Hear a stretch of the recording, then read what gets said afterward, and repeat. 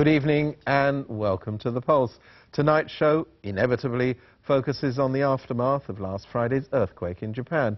On a local note, we'll also look at a proposal to end trawling for fish in Hong Kong's waters. First, though, that earthquake and the ongoing crisis in Japan. It's created social, political and financial jitters around the world. But the Japanese themselves are behaving in a more composed manner than many others. Every year, the 1st of September, our Japanese people, even primary school or kindergarten or secondary school, have to do training. Yeah, fire drill, at least 1 or 2 times a year. We need to have a disaster food, which means when something happens, we have to wear the thick food like a cap to protect ourselves, and we are sitting on it every day. A disaster food can be a cushion, so we sit underneath, but if something happens, we need to wear it to protect our head and body. The people of Japan are probably the world's most prepared for earthquakes. All the preparation in the world to do little in the face of the 9-magnitude earthquake that struck last Friday.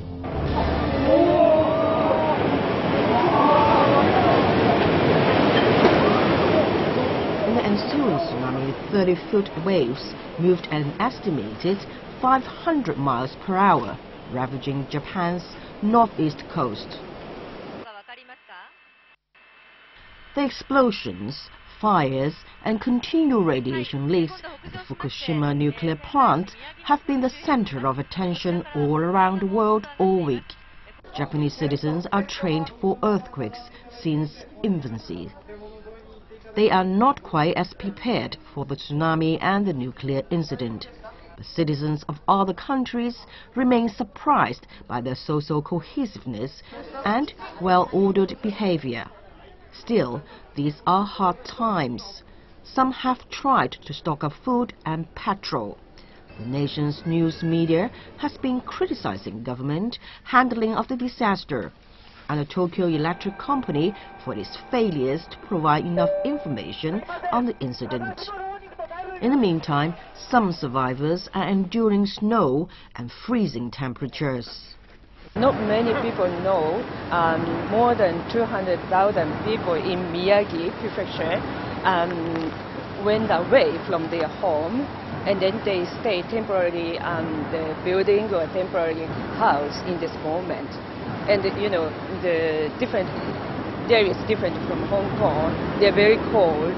Sometimes it's still snowing, and then it's still under minus degree. So they feel very cold and not enough water and food. I really worry about them. I don't 100% rely on the media. I read a lot from the tweeters, because they voice out, we need more food, we are here, we don't have electricity, too much snow, too cold, nothing available. This morning, one newborn baby died because there is no milk supply. I think the mother couldn't breastfeed, or I don't know, but the mother already passed. Naomi Masusawa comes from Tokyo. About 39 million people live in and around the capital, which has seen a 10-fold increase in radiation levels in the past few days.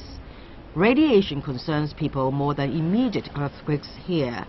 Residents filled outbound trains and rushed to shops to stock up on face masks and emergency supplies. They're quite worried, so they're sending their child or wives farther down to Osaka or Kyushu.